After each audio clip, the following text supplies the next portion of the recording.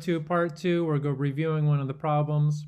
We have a 4.67 gram sample, and we're being asked to calculate the percent copper by mass. Now it says you put the sample into concentrated nitric acid where the copper, but not the gold, reacts with nitric acid via an oxidation reduction reaction to produce NO2, a poisonous brown gas, and H2O. And so now I'll come down to our reaction right here, in which it shows 1 mole of copper, solid, reacting to produce 2 moles of nitrogen dioxide. We're going to need that ratio coming up for our work. It says the nitrogen dioxide is collected at 25 degrees Celsius over water. Remember what gas collected over water means.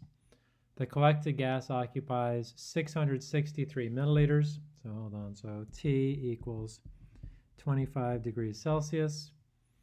V of our gas equals 663.6 milliliters at a total pressure of 831 millimeters of mercury. And jump in anytime if you have any questions.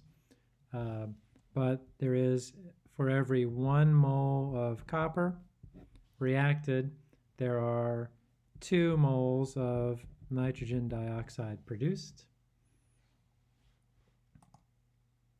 And I think we have enough information to solve this problem. And let me see.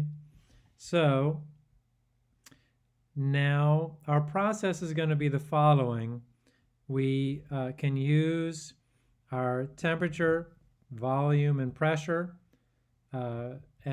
with the collected over water part, but eventually we will get moles of nitrogen dioxide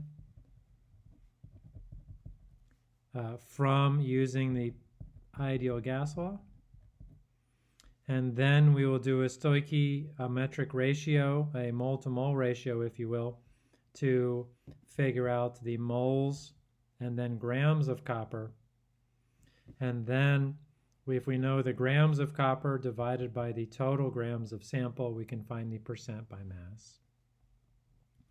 We do have to take into account that the total pressure equals the partial pressure of nitrogen dioxide plus the vapor pressure, which is partial pressure of H2O.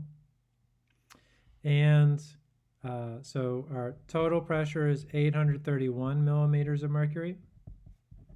We don't know our partial pressure of nitrogen dioxide. We do know our temperature. And so we can turn to our table and see that at 25 degrees Celsius, the vapor pressure, which is our partial pressure of H2O, is 23.78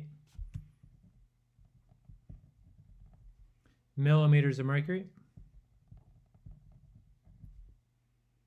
And so by subtraction, we can find our partial pressure of nitrogen dioxide. It'll be 831 minus 23.78. And I'm going to round that to 807 millimeters of mercury. And then I'm going to turn that into atmospheres. 760 millimeters of mercury equals 1 atmosphere. And we need to do that because the ideal gas law, the R constant, uses atmospheres.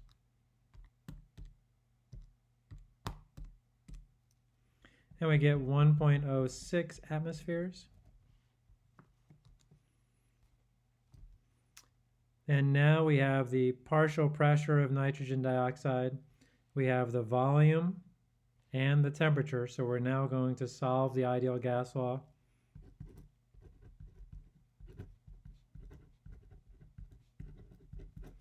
For our moles of nitrogen dioxide.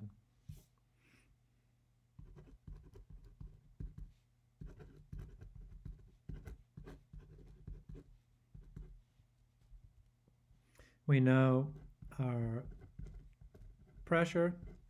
we have to turn our volume into liters.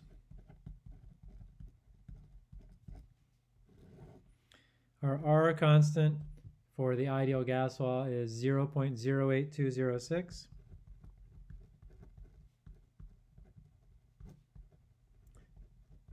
With units of liter atmospheres per mole Kelvin.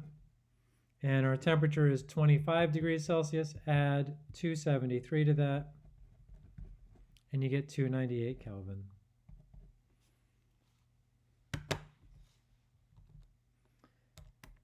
Let's see, 1.06 times 0.6636 divided by 0.08206 divided by 298. 0.0288 moles. And those are moles of NO2. Jump in anytime if you have any questions. From our moles of NO2 and our mole ratio, we can get moles of copper.